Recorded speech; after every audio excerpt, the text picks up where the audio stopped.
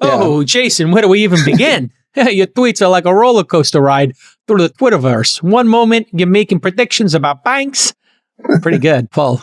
And the next, you're trying to convince us that a tiny covert pendant isn't the creepiest thing ever. Okay, that's pretty good. Those are good pulls. Yeah. But let's not forget your obsession with cold plunges. You're like a human popsicle. Oh, always trying to one-up your friends on Twitter. And don't even get me started on your AI requests. You're like a kid in a candy store, except a candy store is Twitter. And Twitter is an AI-generated Renaissance painting. But hey, let's at least you're consistent in your love of roasting people. Just remember, Jason, you're a prime example of why we should never take ourselves too seriously on the Twitter. Keep the laughs coming, and maybe one day you'll find a cold plunge that can wash away the absurdity of it all. This Week in Startups is brought to you by LinkedIn Marketing. To redeem a free $100 LinkedIn ad credit and launch your first campaign, go to linkedin.com/thisweekinstartups. Vanta. Compliance and security shouldn't be a deal breaker for startups to win new business. Vanta makes it easy for companies to get a SOC 2 report fast. Twist listeners can get $1,000 off for a limited time at vanta.com/twist. And Corient. Real wealth requires real solutions. Corient provides wealth management services centered around you. For more information, speak with an advisor today at corient.com. All right, everybody, welcome to This Week in Startups. It's Monday, so it's Madra Monday. Yes, my pal Sunny Madra is with us. He is from Definitive Intelligence, and I'm an investor in that company. Go check out definitive.io. And what we do here every Monday now, in the age of AI, you can get used to it, is we just show and tell, demo or die, like the old days in the computer hacking clubs here in the Valley. You would just show what you built. You'd show your work, right? You'd show up. You show up with your work and you share your work. And we all give it a letter grade here, and we give it some feedback and some general thoughts. So this has been a crazy week. You and I have been, for the last 10 days, playing with Grok, Grok, the new AI startup by Elon Musk and a really impressive group of talented people. And they have access to the Twitter fire hose, which nobody else has access to. And so let's get right into it. Sunny, what are your initial thoughts? And maybe we could do some demos here at Grok. What's working, what's not? It's very early days. So frame it for us where they're at. Yeah. Well, very early days. Like, first of all, there's a couple of things that, we got to give them kudos for. Like, the company was only ideated, 6 months ago, even less, like I think May. And then, or maybe that's 6 now. And then honestly, I think they really only started building it like 3 months ago. And so this is version 0 that we have access to. And I think they're already working on version 1. Got it. They've talked about the infrastructure, which I think Elon mentioned on the Lex pod, the number 400, which they did this with like 10,000 A100s, right? Wow. So, yeah. Really interesting. And that is a large cluster of A1s. It is. It's probably, like $100+ million of capital expense, or if you wanted to, rent it from someone, it probably cost you similar amounts on someone's cloud, and hard to get access to that. So he probably knows a few people, given who he is, to get access to it and build that. And I suppose if Elon calls and wants some A100s, maybe he can get the right person on the phone. Yeah, and look, like they have the advantage that they're not new to this, right? They've obviously been building clusters for a long time within Tesla, right? And so there's some advantage to them that they understand like how to build it, how to get the interconnects all set up, and data center space and everything else. So which gives them the advantage of moving pretty quickly, because sometimes you can get stalled there. Right. Just infrastructure once again is a roadblock. It became a non-issue for the last 20 years since cloud computing came out. Yep. Every month, it gets cheaper and easier to just throw something up on the web, on the internet. Now, with AI, a little more compute intensive, not so easy. I'm sure we will build up the resources in the next, 2 years, 3 years, for it to be easy again, do you think? Or do you think we're going to constantly be playing catch up here? Well, this is what Elon, I'll just kind of go up because we're going to get into Grok here, but he mentioned on the Lex pod that he thinks we're going to have an oversupply of AI-related compute resources within the next 18 months. That was my position as well. And I talked to him about it, and I use the analogy of fiber. Remember, we got very excited about fiber in the end of the millennium, the end of the last century, and they just started building so much fiber everywhere, and we didn't exactly have the tools, built in. We didn't have YouTube. We didn't have HD cameras on our phones, right? So what was the use case for all that bandwidth? And a bunch of companies went out of business, and then a bunch of that got bought out. So there you have it. And I'm just pulling up this tweet just to get it right. So I think it was 8,000, not 10,000 A100s, and that he expects, so where he expects them to get to, right? And so 64,000 by mid next year. Pretty 64,000 A100s by next year. Wow. Yeah. Okay, so here we go, everybody. If you're not watching, we're going to sportscast this, so we'll describe what's on the screen for you and the implications of it. But if you want to watch, Spotify supports This Week in Startups video. There is a This Week in Startups video feed on iTunes if you search for it, and of course YouTube. Just search for This Week in Startups. Okay, here we go. So, one of the things that we'll just start out with is that, it has these like two modes. And so if I kind of start a new chat, and I'll flip back and forth here a bit, you're going to see fun mode and regular mode. Got it. And the fun mode, as you'd expect, it kind of takes an edge off, makes them kind of funny. And, one thing that we must do, I think, and I've got some, queued up already, so, we don't have to wait for it to, and it's quite fast when it's in real time. But I said, look, one thing that everyone was doing last week, J. Cal, no one did it, and now we'll do it this way, is like write a roast of Twitter user at Jason based on his tweets. Love it. Jason, the best thing to do is for you to read your own roast here, so I'm going to let you do it. Oh, Jason, where do we even begin? Your tweets are like a roller coaster ride through the Twitterverse. One moment, you're making predictions about banks. Pretty good, Paul. And the next, you're trying to convince us that a tiny covert pendant isn't the creepiest thing ever.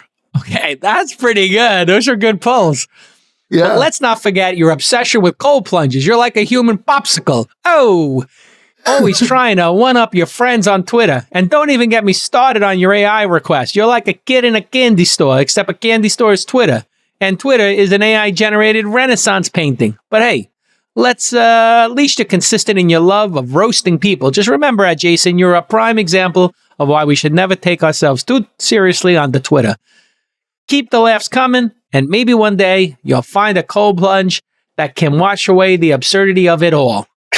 I mean, listen, it's not ready for stage, but it's a good workshop. Like if you had a junior comedian in a room and they said, hey, we should do something about cold plunge and that the AI pendant that you were wailing on, and of course your Silicon Valley Bank all caps tweet that everybody roasted.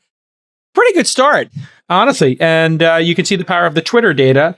And the more involved in social media you are, what you can see is AI is going to, with access to the latest and greatest on social media, which Twitter has a lot of the smart people, this could vindicate Elon's purchase of Twitter. Now, he purchased it because he wanted to get rid of the woke mind virus, and because I think he, had a personal affinity towards it. He loved it.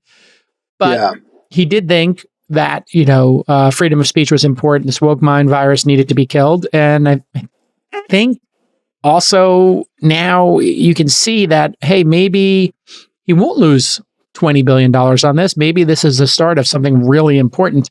And if he has this data and nobody else is allowed to have it, then you're going to be using Grok an awful lot, right? You can see yourself saying, go use Grok, right? Well, especially, and let's just maybe kind of keep going through these examples where we can kind of highlight. So, last week there was a controversy around the latest Mr. Beast video where he, made a bunch of wells in Africa. Yeah. And so he gave people clean drinking water, and the mids on Twitter attacked him. Honestly, I don't think these people who are attacking him actually think this. I think it's just an engagement farming strategy. Totally. It's just the way, who could be upset about giving water wells to people in various African countries? Yeah. And what's really interesting here is I like the approach that Grok took. This is obviously not in fun mode. This is in regular mode where it kind of gave both sides, right? It said what the critics said. And then on the other hand, it talked about what the supporters of Mr. Beast said. So, so you said, what is the controversy with the latest Mr. Beast video? So this is something where you will see something trending and you want to work backwards to know what's going on. You hear somebody was on trial, somebody died, a celebrity died, somebody's trending, and you're like, oh my God, Christopher Walken's trending. Oh no, Christopher Walken's trending. Did he die? Wow. Yeah. And you get nervous, right? And you want to work backwards. And so here you're just asking Grok, what is it? And it says, the controversy surrounding Mr. Beast's latest video involves his philanthropic efforts in Africa. He recently built 100 water wells in various African countries, which has sparked debate about the portrayal of Africa and the impact of such actions on local communities. Oh my God. When people say local communities and perpetuating stereotypes, that's when you know you're going to get snowed, right? Like there's not actually an issue here. There's no stereotype being perpetrated here, except it's the frontier market. It's an emerging market, and emerging markets are further behind the developed markets. And that can go for China, Vietnam, and then to an African country, then to, a country run by a dictator like North Korea. There's no harm being done here to say that some places need clean water, or maybe they don't have access to clean water. Oh my God. Okay, critics argue that his actions may perpetuate the stereotype that Africa is dependent on handouts, in quotes, and could potentially shame the Kenyan government. Well, if the government's not giving people clean water, then maybe they should be shamed. Yeah. I mean, I hate to point out the obvious. I hate to be Captain Obvious on the pod. They believe that this approach is charity. This approach to charity may not address the root causes of the issues faced by these communities. Okay, you know what the root cause is?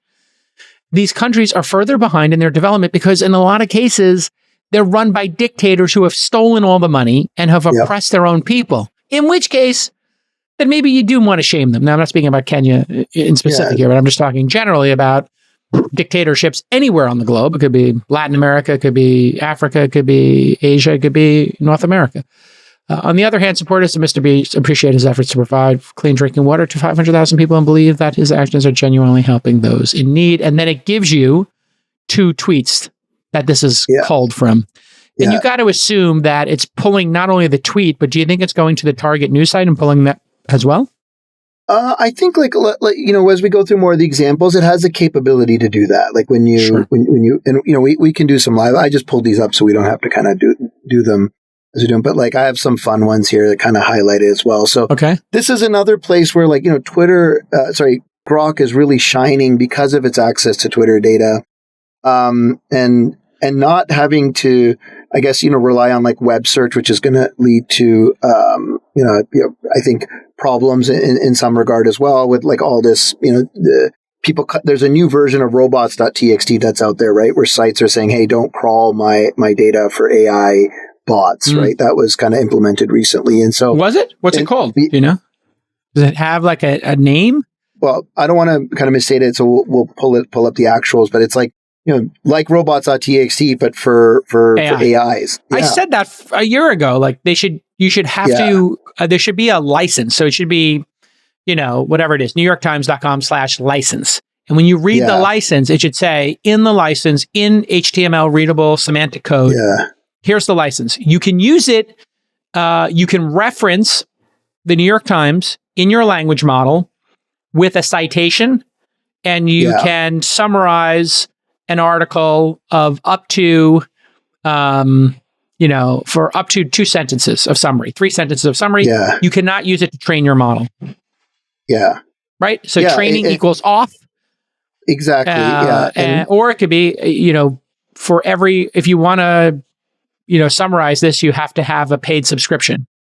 It could be any number of issues, any number of ways to handle it. I was just pulling it up here. So I think they're just doing it within robots.txt. You can block the GPT bot user agent. So they've given it a different user agent that you can put in there and say, hey, you're allowed to come here. OpenAI did that proactively? Yeah. Smart move on their part. So here comes their defense. Hey, you can just opt out. It's up to you. So that's the opt-out defense. It doesn't work. It's just on a go-forward basis, it might lower the number of people who might potentially sue you. Doesn't mean if you trained it on data you didn't own that you're not in trouble. Yeah. All right, business to business founders need to understand two very important things. B2B marketing is hard. We all know that. It's really hard. Number two, it's simple on LinkedIn ads. Why is B2B marketing so hard? Because the decision makers, hey, people like me, right? The founder of the company, or maybe you're an executive listening to the show. They're hard to identify, right? And they're really hard to target over the internet. And how do you know you're reaching them in the most respectful environment? People who are decision makers, you cannot reach them through that 1990s way of reaching executives. No, they need social outreach. And the way to get that social outreach dialed in is with LinkedIn. LinkedIn solved this problem. There are 70 million decision makers hanging out on LinkedIn. And executives like me, the decision makers, we're on LinkedIn. We're deep into LinkedIn every single day. And LinkedIn ads helps you get your B2B message in front of the right people like me. And listen, when people are on LinkedIn, they want to do business. LinkedIn equals business. Business equals LinkedIn. Each social network has its vibe, and the vibes at LinkedIn are business. It's business vibes only. And it's happened finally. LinkedIn has hit 1 billion users. The march to 1 billion has been achieved. Congratulations to all my friends at LinkedIn. So here's a call to action. Get started today. See why LinkedIn is the place to be for B2B. We'll even give you a hundy right now, $100 credit on your next campaign. Go to linkedin.com/thisweekinstartups to claim your $100 credit. Why wouldn't you take the 100? Go to linkedin.com/thisweekinstartups. The links are in the show notes. Terms and conditions do apply. Here I'll give another, like a good sports example where you kind of want something much more real time. And so remember, some people are listening, so read it. Yeah, exactly. And I'm going to go through it. So I basically said, hey, how did Zach Wilson play last night? He's been the replacement for Aaron Rodgers. And it says, based on his information available, Zach Wilson's performance last night was a mix of positive and negative. First player to have 250 pass yards and 50 rush yards, which is notable, but he also threw an interception late in the game, which was considered inexcusable by some. And so, really just like super helpful, like for these type of things where, something has happened, you're seeing about it on and then it trending. Gives you the citations. It shows you the tweets it pulled this from. Yeah, exactly. That's the key. This is what I've always wanted.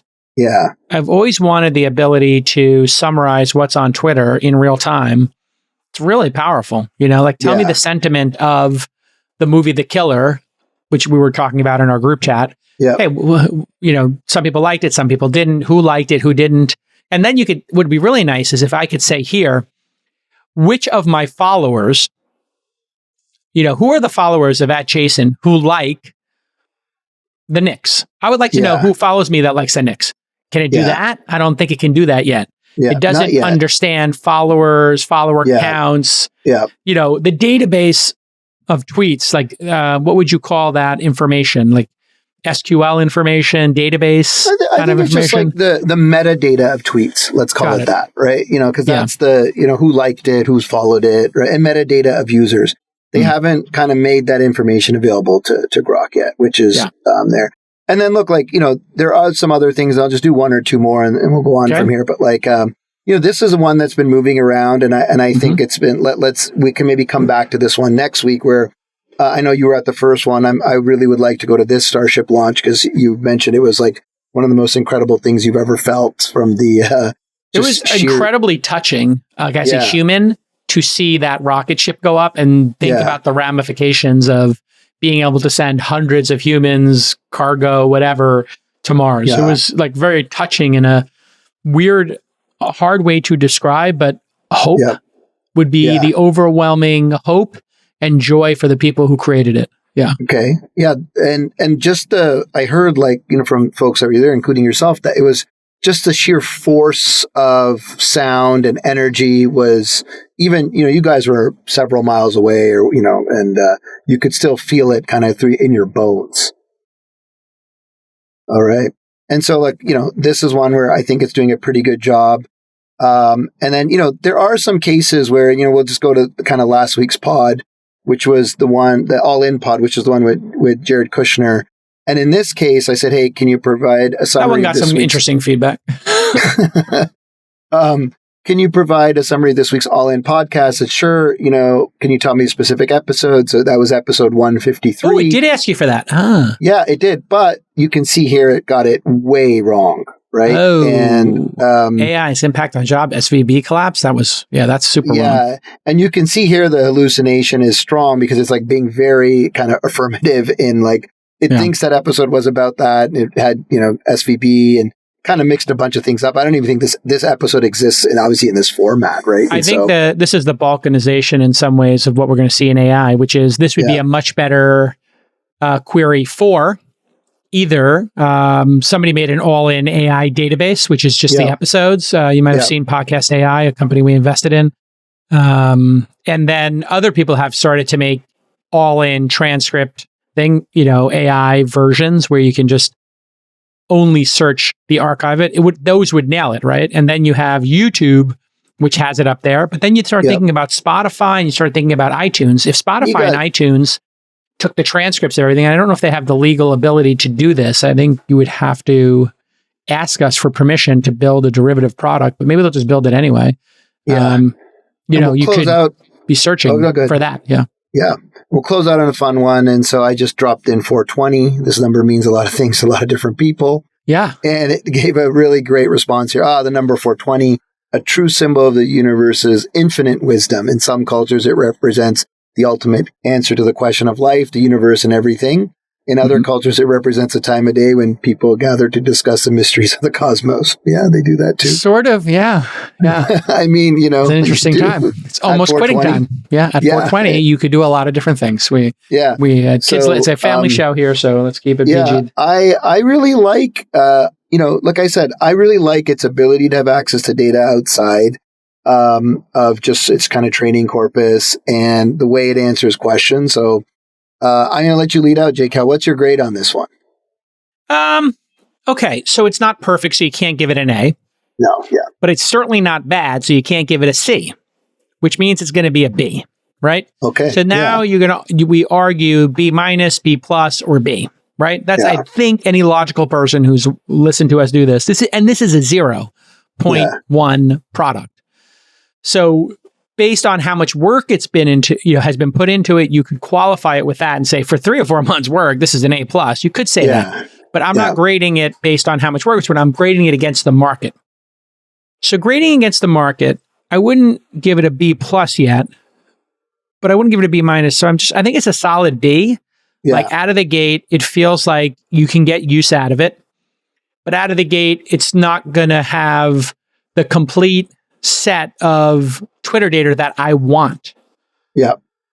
And I want to be able to say, tell me who are the most credible Twitter users talking about COVID, or who thought the vaccines were overhyped before, we had the data for it, right? Like something really sophisticated like that, which takes into account time, the user account, how often they tweet about it, how often they get retweeted, how much engagement. So if I could just say, hey, who are the most engaging Twitter handles for the Knicks, that would be really interesting for me. And if it actually and then put that on a Twitter list and follow those, that's what I want to do. I kind of want to automate what I do on Twitter. And there was a company we had invested in called Littlebird. It was Get Littlebird, and they got bought by another company, Sprinkler. And these companies did things like this with the Twitter API, not using AI, but they would just look for keywords, and then they would build an index, and they could tell you, these are the most followed accounts talking about the Knicks. These are the ones that get the most engagement. These are the most engaging repliers, replying to them. So you could kind of figure out, and then you could say, if these were the top 100 Knicks accounts, who follows the most, who of the 100 gets followed the most by the other 99? So then you could build like a meta ranking. So these are the ones getting the most engagement overall, talking about the Knicks. But if you take those 100, who follows each other, you'd be like, oh, and this person is the goat of the goats, It kind of could be very interesting. Yeah. I also like being able to do multiple searches at once. I thought that was kind of cool. Yeah, like, I'm just kind of showing it here for those listening. Like side by side, running side by side. And you can even branch conversations, right? So you can look at the response tree of, how it got there. It's got some pretty interesting features. You can regenerate the conversation. Like I tried what you were saying here, and it does find kind of the list of things, but then it gives you like OpenAI or anyone else would, right? It would say like, hey, here's the way for you to kind of create a Twitter list, which is great, but you want that all integrated. Look, I'm going to take into account how quickly they've done it, access to proprietary data, and I'm going to put it at B+.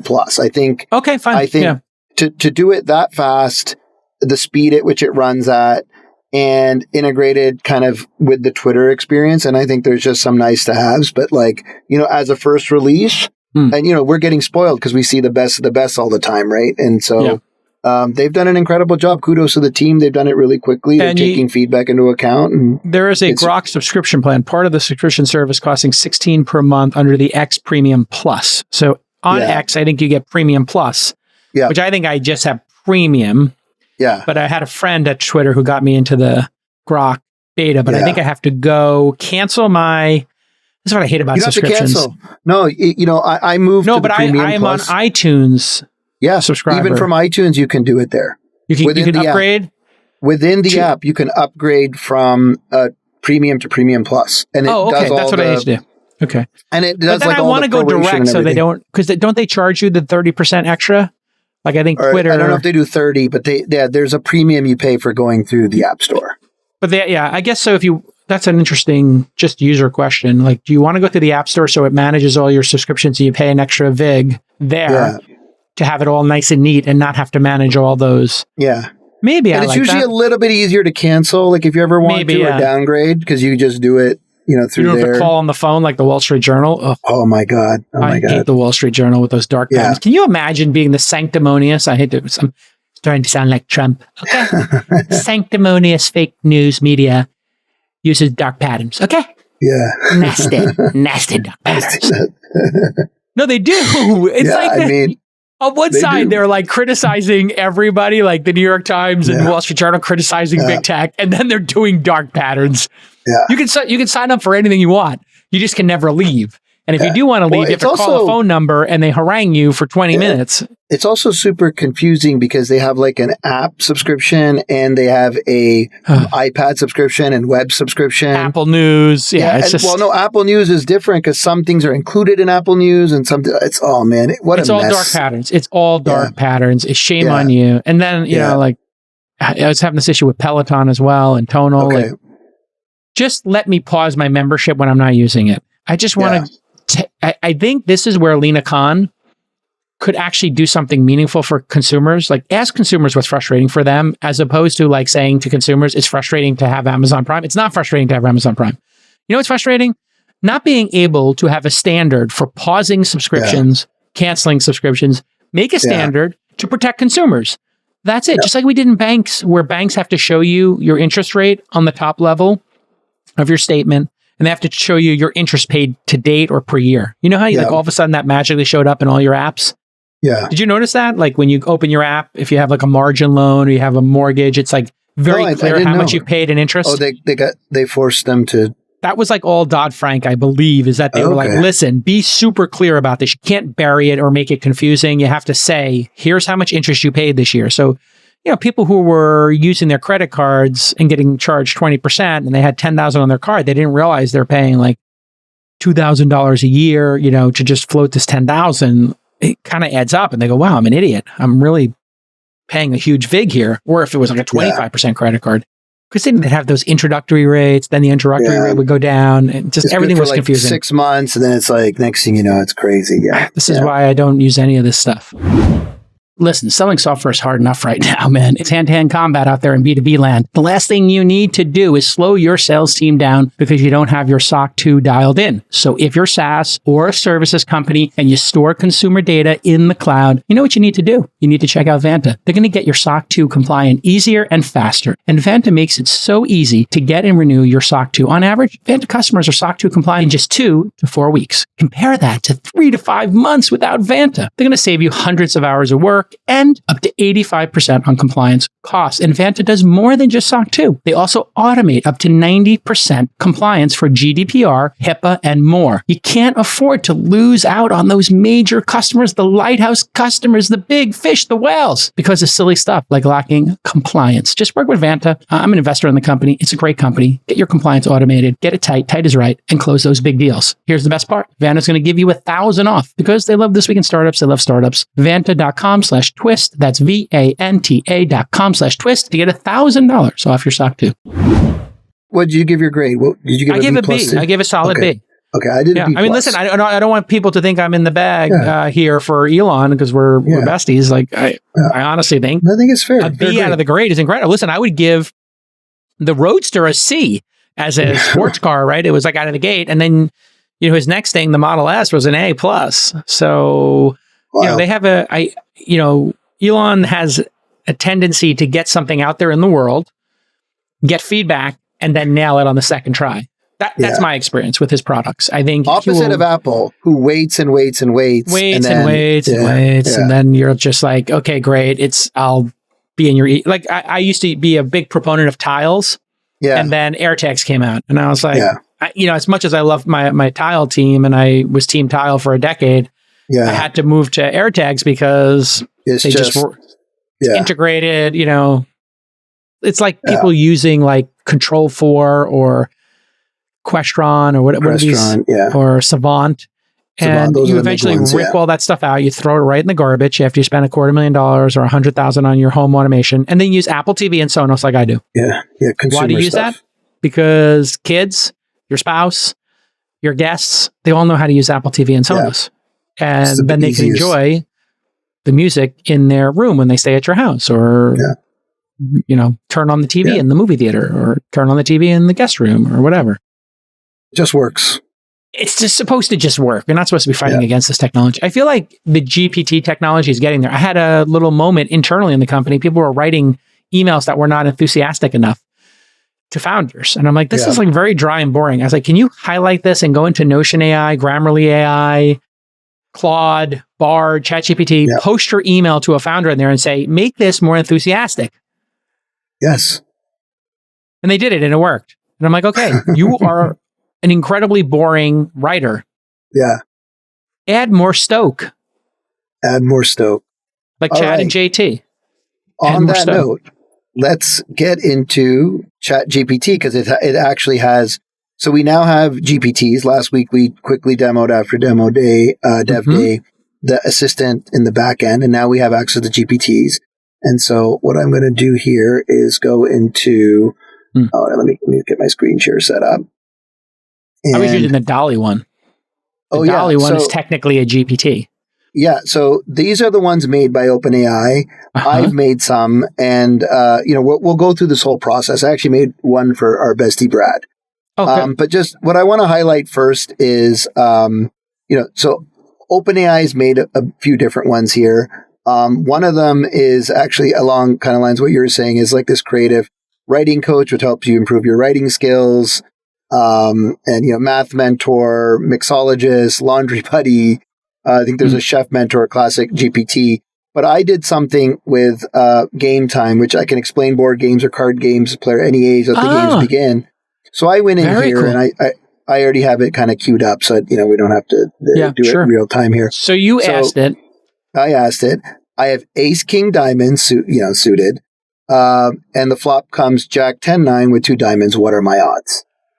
Okay. And basically, it sounds like you're playing Hold'em, and the 8th king of diamonds in your hand, and the flop comes, whatever. I'm just reading it out here. Flop comes Jack 10-9 with 2 of those being diamonds. Your hand has several potential strengths, and it talks about my flush draw, my straight flush draw, and then combination odds, which I think is, pretty awesome if you're trying to learn some of these games. Yes, you're learning outs, and it tells you here for the flush draw, you have 4 diamonds, needing 1 more for a flush. Okay, so flush is 5 diamonds. You just established that with folks. There are 13 diamonds in the deck, and you've seen 4. You're 2, plus the 2 on the board. There are 9 diamonds left out of the 47 unseen cards, assuming a full table with no other diamond folds. No, somebody didn't flip over their diamonds. The odds of hitting a diamond on the turn are approximately 19.1%, 9 out of 47. And the way you do that, the easy way to do this back of the envelope math, is to just give each of your outs times it by 2. Right? Yeah. It's actually 2.1 or something. We get 18%. Yeah, we do 18 on that, right? But if you did 2.1%, you would round up and you'd be like 19. So you got essentially a 1 in 5 chance of turning it, and then a 1 in 5 chance of rivering it, which means you have a 2 in 5 chance, which means you have a 40% chance of hitting it. Yeah. Here, straight draw, you have a king and there's a jack and 10 on the board. So an open-ended straight draw, any queen or ace would give you a straight. Wait a second. queen or ace would give you a straight. Why would an ace give you a straight? Oh, You said you have ace 10? You got that wrong. Ooh, okay. Ooh, bad advice. A queen, there are 4 queens. So there are 4 queens and 3 remaining aces. The aces wouldn't give you a straight. Wow. Yeah. Okay. So you may not be ready for prime time. Somebody clip this and send it to Sam Altman because he plays cards. Sam. Yeah. Here we go. Sam, I know Sam likes to play cards. You need a little. This is a hallucination that could cost you a lot of money. Yeah.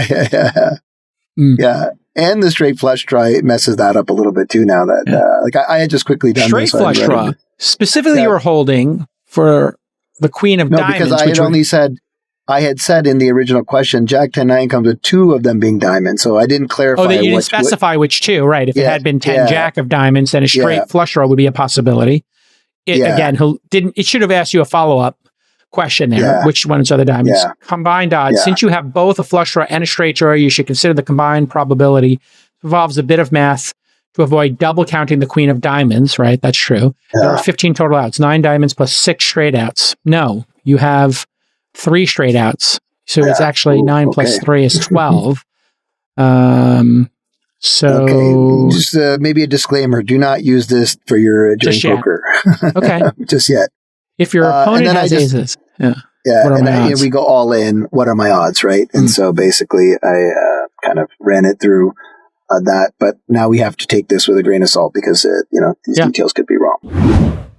Our friends at Corient provide wealth management services centered around you. Corient's goals are to exceed your expectations, simplify your life, and help you establish a legacy that lasts for generations. Corient has been helping high achievers just like you enjoy their lives more fully, preserve their wealth, and provide for the people, causes, and communities they care about. They're one of the largest integrated fee-only U.S. registered investment advisors, and Corient has deeply experienced teams in 23 strategic locations. Each team has extensive knowledge spanning the full spectrum of planning, investing, lending, and money management disciplines. The teams at Corient put the collective power of their expertise into building you the custom wealth, investment, and family office solutions that can help you reach your holistic financial goals, no matter how complex they may be. Real wealth requires real solutions.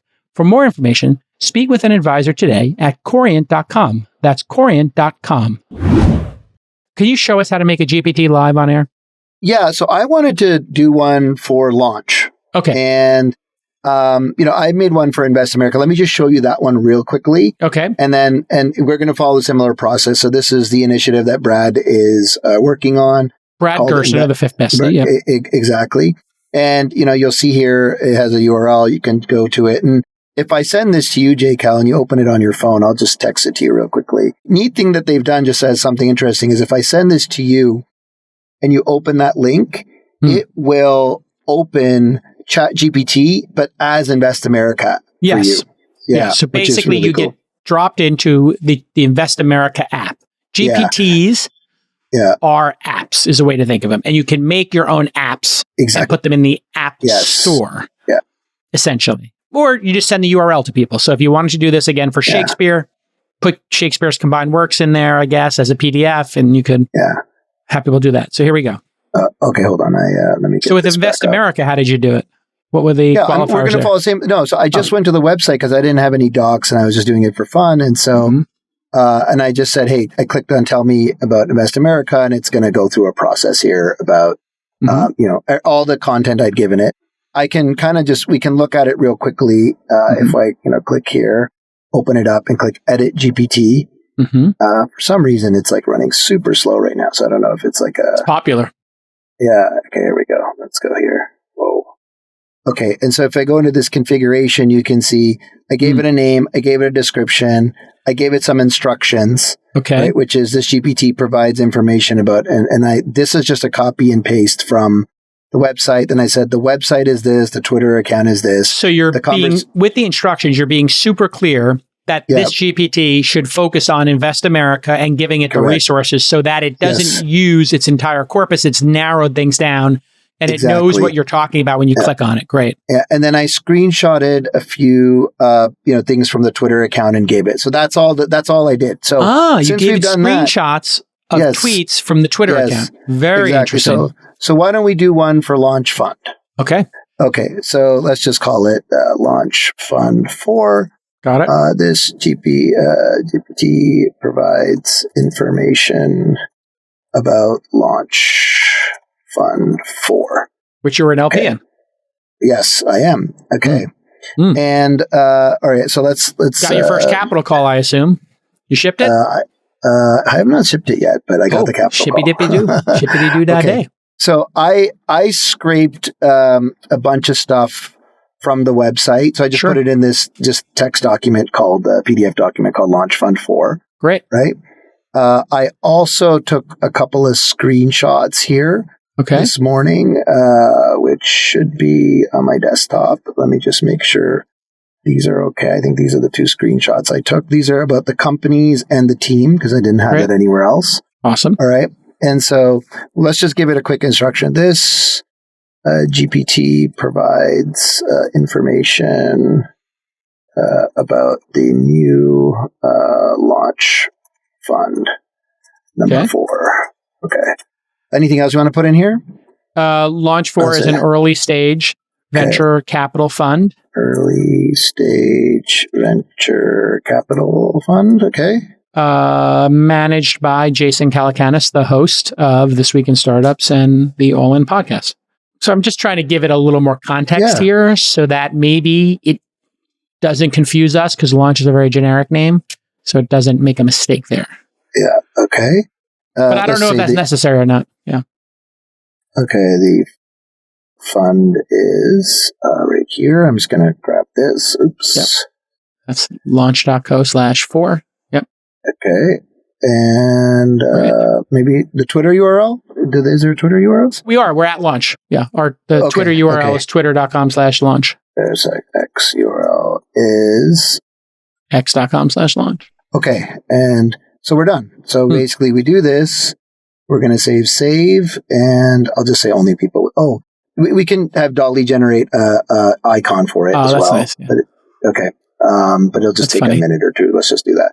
So now I do that. So it's like making it live. So I have the Launch Fund 4. Okay. So now I'm in this. So if I text this to you, just separately here, I'm going to text it over to you, J-Cal, so you have it. You can try it. Yep. But I'll do it here. Okay. I say, tell me about fund strategy. The fund strategy. Okay. And let's see what it comes up. And so I just scraped the website, gave it something, and so here it goes, right? Okay. Number 1, early stage focus. The fund is primarily targets seed stage startups at their inception and supports them through Series B funding rounds. Large portfolio with significant ownership. The fund aims to invest in over 400 early stage startups with the goal of achieving 10% ownership in the top 5% of these companies. That's correct. Utilization of podcasts for reach and discovery.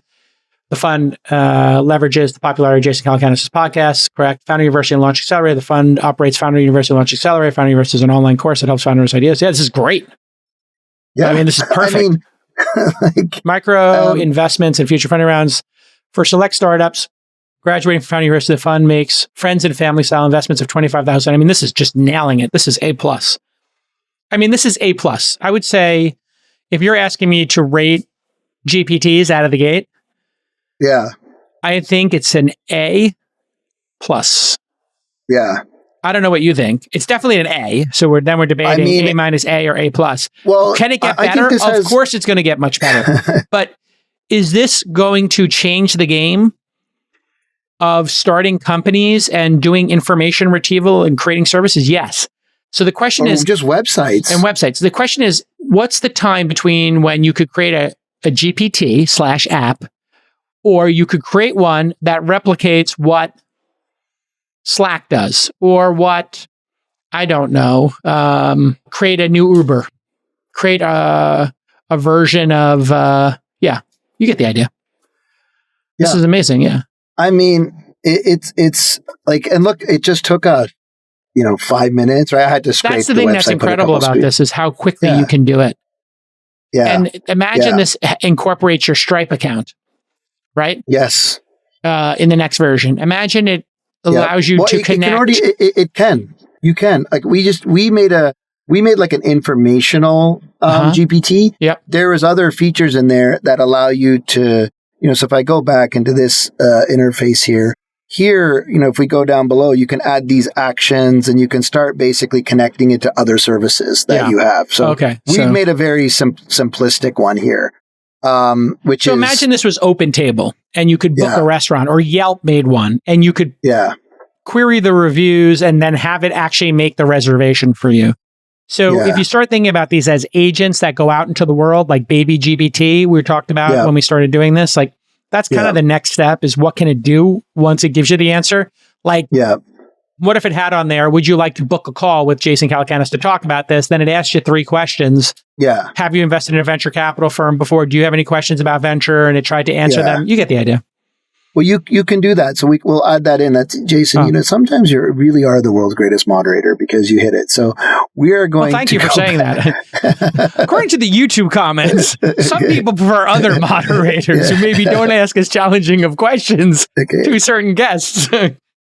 Interested in investing? Direct them to this URL. Okay. And so we added that, and I was using Dolly to come up with an icon here, but it's taking this thing is a bit slow. I don't know. It kind of takes Dolly seems like it's really resource intensive.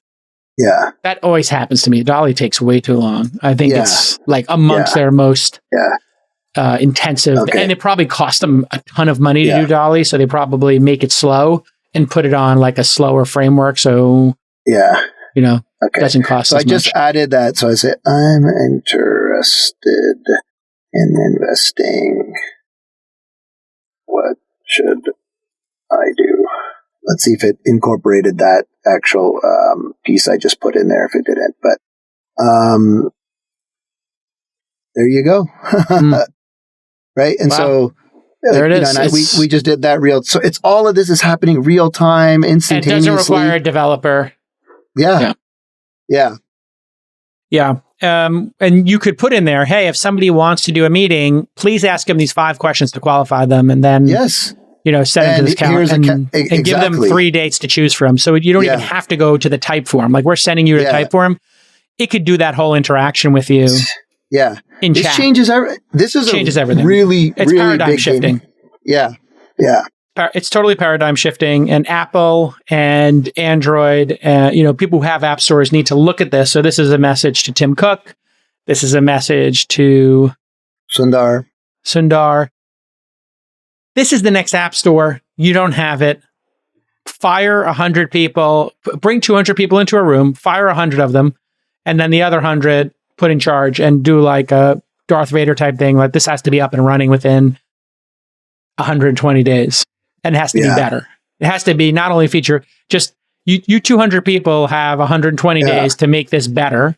And if it's not better, then fire 100 people in the room and then put the other 100 in charge. Yeah. You got to take a Darth Vader approach to this because you're moving way too slow. Yeah. And imagine so much of our interaction is on text and, if someone asks you like, oh, Jason, tell me more about your fund, and you just send them that and it opens up like OpenAI, but in, the launch fund 4 view. And like, I just chat with it. Like how powerful is that going to be? Crazy. The whole thing's good. And then if it had a human seeing the chat and fixing it in real time. So let's say every time it fires up one of these chats, we get a Slack room, like a throwaway Slack room that just shows them interacting and we're kind of watching it occur. And a human can jump in if it's wrong. And you could highlight it and say, this is the correct answer for next time. Or you could say human coming in to intervene. So this is going to get super interesting. Imagine it's answering questions for American Airlines. And there's an American Airlines GPT. And you just start talking to, like, why doesn't American Airlines have one of these? They will. Yeah. But I mean, imagine it's answering questions about upgrading the lounge. And then it's got something wrong about the lounge. Right. And it's like, oh, if you have a first class ticket, a business class ticket, you can go into the lounge. That's not always true. Sometimes your business class ticket, they're like, yeah, you can't use the lounge. You got to be international business now to get it or something. Yeah. And so it's like, okay, you can't use the lounge. It's like one of the stupidest, craziest things, right? But just make it simple. If you're in business class, you get the lounge. If you're not in business class, you don't get the lounge. Why does this have to be like a game? Every time I go up there, like I'm some pauper. Well, because they gave too many people access to the lounge with credit cards. Then now they have to claw it back. Okay, it's not my problem. Just if I bought a business class ticket, let me go have a cup of bad coffee and use your slightly better Wi-Fi and sit in a less hard chair. Yeah, nicer bathroom too. With a bathroom that's been cleaned more than once every 3 Yeah. days. Okay, great. Yeah. But don't make it complicated. But anyway, if you were watching that and it did have something there, it could highlight and say, to check if your business class ticket is, go to the front counter. Sometimes it is, sometimes it, and then you can just fix that. Or a human could jump in and say, you're at JFK. We're actually under construction. It's not available until January 1st, 2024. And then it incorporates that into the next answer. So imagine I'm watching. So I'm a customer support rep. I'm watching, Sandeep, 10 of these in real time. And I'm just sitting there like this watching. That one's wrong. Boom. I go to number 2. I fix it. Boom. This one's wrong. Now imagine I'm doing that not for customer service at American Airlines, but I'm doing that for giving advice on indigestion. So I'm a doctor. I'm an emergency care. And I see people coming in and saying, I have indigestion. And I ask them this question. Hey, what did you eat? When did you last eat? When did this start? Have you vomited? Have you done this? And then it says, oh, wait a second. This person says they ate some liquid soap or something. And it's, go to the emergency room now, like call 911. And can you imagine if that was done by AI, how many lives would be saved? Now, listen, we just did the one with doing poker odds and it was wrong. So you would want to be careful with this. You would be monitoring 911 calls in countries where you don't have access to a doctor. So the GPT would be by default better than nothing. And then you have some human watching it, fixing it in real time. There are emerging markets where probably people don't have access to doctors and they're looking stuff up on their phone, or they're just asking people, for word of mouth recommendations for an upset stomach. They don't, know what 20 questions to ask. This, I think Vinod Khosla was right. I think these things would do a better job. You tell me what you think for the global population than doctors would, or because they don't have access to a doctor, or if you did have access to a doctor, I wonder if this would be better because it would be lower cost. I don't know how close we are. Two examples. So I think there was a woman who put in, like the latest version of ChatGPT. You can, especially after the Dev Day launch, everyone has access where you can just upload like a PDF, and it's not like Code Interpreter, but just analyze it for you. And then she uploaded like her blood results, and it basically highlighted something, and it said, she had this problem for a long time and it just had a different view. And she's like, oh my God, thanks for doing that. Cause like nobody ever did that. And then me personally, my dad has Parkinson's. And so he's on all these meds. And the other day is just like, I literally just took a picture of his subscription and just put it in the ChatGPT and tell me what all these drugs are. And it just did it for me. And so rather than typing them all out, and some are generics and some are not. So it's a game changer. It's a real game changer. Check. Disclaimer. The stuff hallucinates. It gets things wrong. So you want to check. But as a first line in your discovery, I don't see any harm to having it tell you what is in your blood test and then giving that response to your doctor and saying, hey, this thing thinks my iron deficiency, I should have this treatment and this thing. What do you think? I don't know where it's getting this information on the open web from. But I mean, it sounds to me like every single time you get any kind of a doctor report or blood thing, there's no downside to putting it through there and getting a third opinion and then bringing it back to your doctor and doing it in consultation with them. Well, I mean, it's amazing. I really like that idea. Like you said, we always go for a second or third opinion. Why can't you get one? And I think this is the article. I'll just pull it up here. And so I think it says like, woman claimed ChatGPT found correct diagnosis for her son's chronic pain. She put it in there and then basically had these meltdowns and it found out. So I think it's excellent. Yeah. Really, really good. Oh man, I'm getting these ads running on here now. Fantastic. Awesome. That's why the internet's going to go away too, because these ads are everywhere now and we're going to have a different model. It's much cleaner now. Now we do need to get into the discussion of copyright. And now that there's a business being built out of this, who gets paid? Because if you are giving this advice and it's been trained on WebMD or other commercial enterprises' data, there's an argument. We don't know. Like, can I give you the other side? I'm saying if. What if they got textbooks? Textbooks. Those textbooks, trust me, those are some of the most insane. But they could have licensed them. We don't know that. I don't think. I have not heard of OpenAI paying a single license. Have you? Well, many textbooks are out of copyright, right? What's the copyright on your book? You can keep, if you update them, you can keep them perpetually under. So if you were to like just change a sentence, you could then renew it. Oh, really? Okay. Yeah. Okay. So you're talking about artworks like a book like Great Gatsby or something like that. And those can be, I think it's 75 years or 50 years past the life of You can just ask ChatGPT, what's the copyright on a book? But I think it's 50 years after the author dies, and then it goes into public domain. But they keep increasing that, and they call it the Mickey Mouse rule. So I think they made it 75 after the life of the thing because of when Roy Disney died. They wanted to add 75 years to that to protect the Disney family. So they call it the Disney rule now. But here we go. The copyright duration for textbooks in the United States for works published in 1976 lasts the life of the author plus 70 years. Exactly what I said. For works created for hire, anonymous, or pseudonym works, the duration is 95 years for the publication, 120 years creation, whichever is shorter. European in general is life of the author plus 70 years.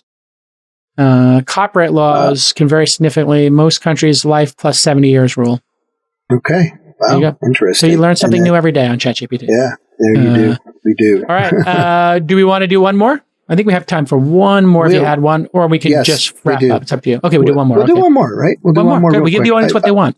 We give them what they want. Okay, so this, let me get this set up. And I actually found this and want to use it myself. And so let me go here. This is called Fakespot Reviews Analysis. And so this was like a historical plugin that you could add to your Chrome, and you can see it here. I have it added in, and on any a couple of different sites. I'm just on Amazon here for those listening. You can see here. I can say analyze reviews of the third generation AirPods. So you click this analyze reviews. Okay. And so it's like a Chrome extension you put in? It's a Chrome extension. Got it. And before it would do these pros and cons, but now it has this little chatbot here. And this chatbot lets you chat with all the reviews. I like that. Right? And so, are the AirPod Pros good for large ears? Let's just say. And, okay. Stupid question, but okay. Basically, like someone may have. And there you go, right? So it's kind of looked through all the reviews. It can give you an answer. And I think that's like super helpful. No, this is super helpful because I am often trying to, being a product wizard myself, ask very nuanced questions, and it's very hard to get through all of the things, but I know how to search. There is a search feature in the Amazon reviews, but there is. Okay. They have a search feature, but they don't have a chatbot. Okay. And so you're searching for keywords. And so you could search for battery or whatever you're looking for, if you're looking for the charging speed or whatever, so. Yeah. Fantastic. Yeah. Awesome. Well, this is, so I give that a B. That's a B for me. Okay. All right. It's nothing spectacular, nothing bad. I give it a B minus. Like I would have liked to see something more interesting, like it. And so I encourage the people making it to make it more than I would expect. I don't just want a chatbot. That's going to be like easy. They could turn that on in 10 seconds. Yeah. They really easily turn on in 10 seconds. So I would go with something more unique. What would be a unique feature to do with the reviews? Maybe tell me sentiment of the reviews over time. Yeah. So how many months of reviews are there, and what were the major comments by quarter? Something like that. They don't have quite that, but they have like it has this many reviews, and it has some amount of that stuff. I'd like it to tell me if there's fake reviews too. I mean, I think it's cool. I'll be honest. Yeah, it does tell you if it's fake reviews. Okay, maybe I'll. It says Amazon rating is this, but Fakespot adjusted rating is this. So yeah. I like. Okay, I'm going to go B. I'm going to go B plus, maybe even. Yeah. Because that's an acute problem I have. I think when you're tackling this, you always got to think about, you got to think about what are the unique problems or frustrations people have, and the unique problem frustrations with reviews is how fake they are. Yeah. Or how fake they seem. And so that's something we could all use help with. Yeah. All right. I'm kind of with you. B plus, I think, is good. You can always make it better. Yeah. Keep grinding. Let's do it. Yeah. Well, also, I think back to anticipating, whatever question I'm asking there, you ask the question, are they good for large ears? It should be asking what other AirPod competitors are good for large ears, or so you should, whatever query somebody does, you should have another GPT running that says, what other questions should I ask this potential purchaser in order to help them solve their problem? Correct. And then show you those three. Purchase. Yeah, drive to a purchase. You should be, is this for you or for a loved one? Or, and how large are your ears? Have you ever tried do you have in-ear ones currently that work well? which brand are they? Or have you considered these 3 other brands? We hear that they have, it turns out the ones from Google that I like, the Pixel Buds. Yeah. I like the Pixel Buds because they're flat. Yeah, you said, on your ear. that before. So when you lay on your pillow at night with your AirPods, you ever get that? You ever try to lay on your pillow with AirPods and it hurts? Yeah, you wake up, it hurts. Yeah. Okay. Hey, producer John, producer Court, do me a favor. Will you send Mr. Sandeep a set of Google Pixel Buds from the fine folks at This Week in Startups as a thank you? Okay, that's Mr. Sandeep. Sorry. Mr. Sandeep. I say thank you to Mr. Sandeep. I'm trying to teach these young kids some manners here. You just say, Mr. Sandeep is here. Yeah. I like referring to people by their last name. It's just so jarring. So jarring to get called Mr. Calacanis. Oh, yeah. Did you have that happening now that people are like who work for you or who work in your orbit call you Mr. Calacanis? Only when you like travel, like, in like certain countries, then you get it, right? Like, man, I'm like, dude. Yeah. I'm like, I turn around. Middle East, you must have had it. Yeah. I'm like, is my dad here? Did my dad come with me? Yeah. Who's Mr. Calacanis? Yeah. Right, it's been another amazing episode of This Week in Startups with your guy, Sandeep Madra. If you would like, go to definitive.io and you can hire Definitive Intelligence to do partnerships and consultations, but I think their dance card's full. So if you're a large company and you're spending, let's say mid 6 figures engagement to solve your AI problems, his team is the one that will solve them very quick. We'll create that dashboard that you wanted, the LLM Ops dashboard. We'll do it for you. Oh, yeah? What is that dashboard? Remind me what we want to do there? No, so like, what we were talking about there is called LLM Ops, like LLM operations. So I think a lot of businesses now are focusing on commercializing, LLM applications, and you need like operations around it so that you can do those kind of things. And so for sure, helping with a lot of that infrastructure. Got it. Yeah. That just the infrastructure here and the training of teams is going to take a couple of years to get this right. And definitive.io will do it for you faster. And you're in a race, folks. So get on the horn with Sunny. He's Sandeep on Twitter /X, formerly known as Twitter. And we'll see you all next time on This Week in Startups. Hey, write a review if you like the show. Talk to you later. Bye.